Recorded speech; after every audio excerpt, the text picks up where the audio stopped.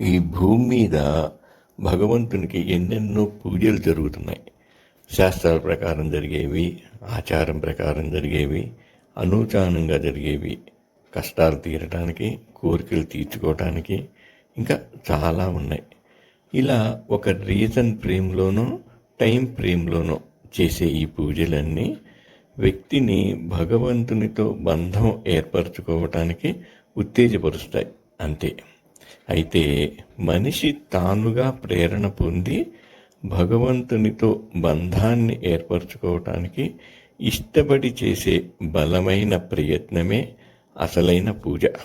పూజ అంటే పూలు అలంకరించటం, ప్రసాదాలు నివేదించటం, పారాయణాలు చేయటం ఒక్కటే కాదు. వాటితో పాటుగా భగవంతునితో బంధం ఏర్పడే వరకు ప్రేమపూర్వకంగా నిరీక్షించగలిగినప్పుడే పూజ పూర్తవుతుంది.